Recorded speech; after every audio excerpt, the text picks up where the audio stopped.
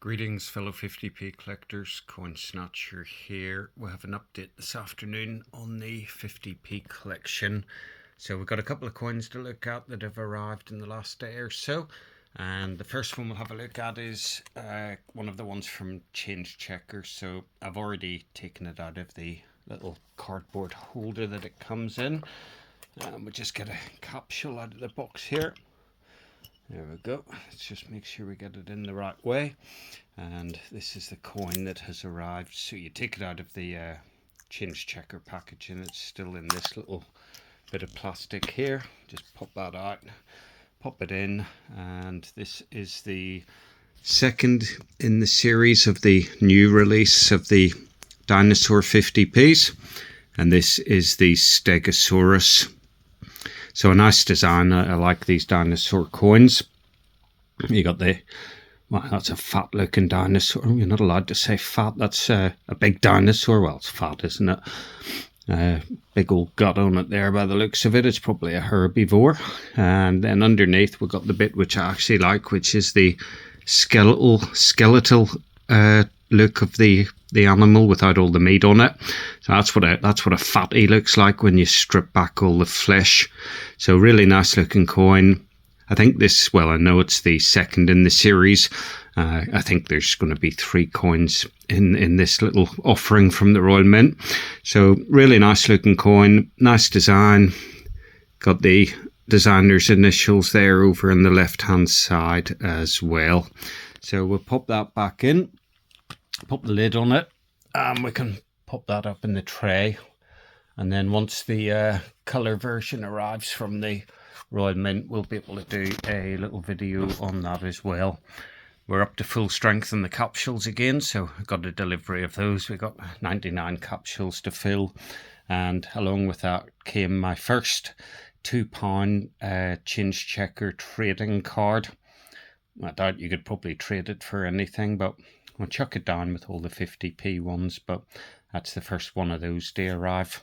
Now, the second coin that arrived is this one here. So this is a Royal Mint bank pack, and got this off a Facebook group, and it just seemed quite cheap. So already got it already, but doesn't do any harm to have an extra one, especially when they're good value for money. There we go. So we've got the People's Act coin, got a badly worn die version of that coin, and then we've got a nice proof version of that coin as well. So there we go, we got that. And then the more interesting coins, I think, from this little haul today, if we have a look at this coin here, this is in my little error collection, and we can see all the little nicks on this coin, which I believe is some part of the manufacturing process where this happens. I've seen other coins on eBay with similar markings as well. So there was a certain coin that came along and I thought I would take a chance on it, and this is the coin in question. So if we just move this one over to the side. So first of all, when you look at this coin, we've got what looks to be a hole in the Queen's neck. And I wasn't too sure about this coin. Now, you can't really tell much when you're looking at pictures on eBay. But I thought this one looked a bit strange. So not entirely sure. Maybe somebody's done this themselves with a hole punch. Just taking it and giving it a good old whack.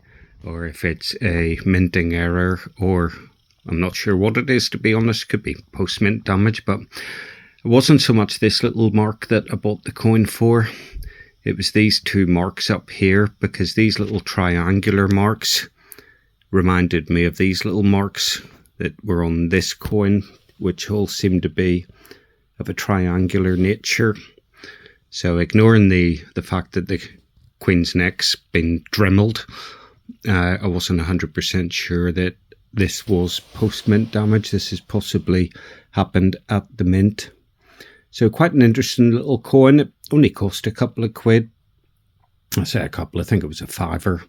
So, you know, if you pays your money, you takes your chance. And when we flip it over and have a look at the reverse, you can see where that indent has come through to the reverse as well.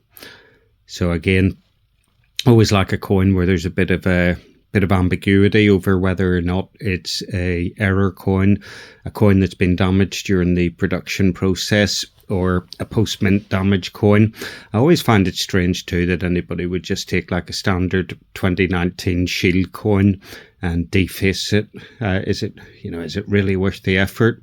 I suppose if you're going to sell it for 10 times the face value, possibly you could do this in a few seconds, I suppose, and pop it on eBay and hope for the best. But what's strange about that is there's no actual drill marks as such in that hole. I might expect to see some spirals or that, if you'd used a little Dremel tool maybe to do that. Or I suppose the other way you could possibly do it would be a nail punch. But it interests me just from that sense. So for the sake of a couple of quid, I thought we'll have that. We'll pop that in the collection. Excuse my hand moving about all over, but it's very hard to hold it steady. So there we go. What interesting looking coin. As I say, purchased more for these two little indents as opposed to the hole. Looks like a little upside down volcano type shape. There we go. Any thoughts and opinions or considerations on that? Drop a little message below. We can have a discussion on that and see what everybody thinks. So that's the first coin that arrived. And then the second coin that arrived is this Shield 50p. So I think that first one was 2019, yeah. If we flip this over and have a look on the obverse of it, this is also a 2019 50p. Shield as well, same year.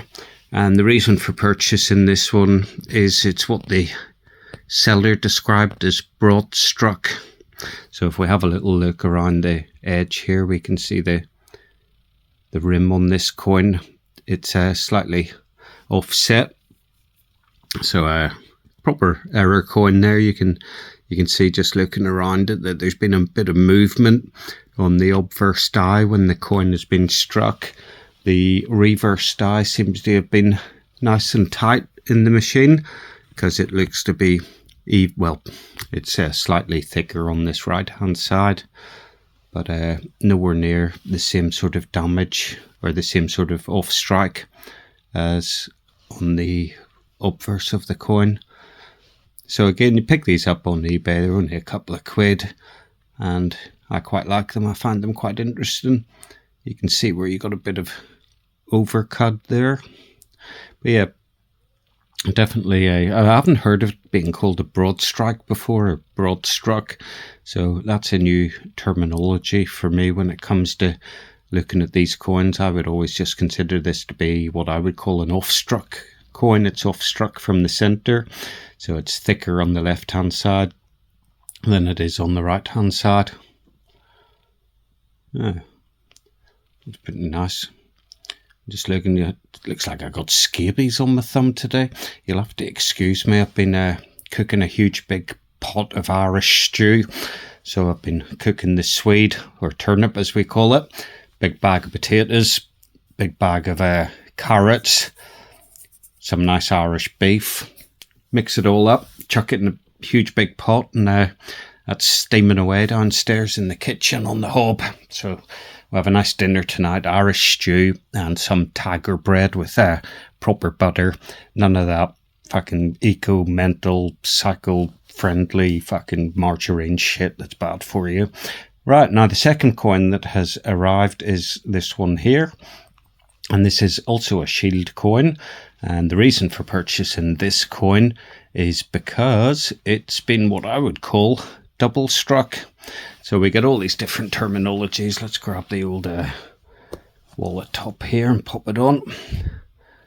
So what makes this coin interesting, if we have a look at it, is the thickness of the letters. Now if we have a look around it, we can see there's a line the whole way around the Queen's head. And we can see that the rim of the coin isn't right either. And we can see that the letters are very, very thick. So if we compare that to Now these are obviously, that's an IRB portrait coin, pre-2015. But if we have a look, we can see there's a big difference in the thickness of the letters. So I couldn't help myself when I came across this on eBay. Let's just see. Let's get this down here. Where does it say Elizabeth? There we go. Oh, it's playing silly buggers. But yeah, there's a big old difference there between the thickness of the letters. So you can see where it's been stamped twice. Well, personally, I think it's double struck to be getting this extra rim. It's quite visible. It's the whole way around. So yeah, a couple of interesting error coins that have been purchased. I like this one. Pretty okay on the back. The 50p doesn't look any thicker than it should be. Looks okay. No other little marks or indents on it. Flip it back. And yeah, we can see that the rim is thicker on this side. Definitely a bit lighter on that side. You can see a couple of extra lines there as well. So there we go. That is the delivery that's arrived in the last couple of days. 3 error coins and the new dinosaur coin for the collection. Leave a comment below, hit the like button, subscribe if you haven't already. Peace and love. Coin Snatcher out.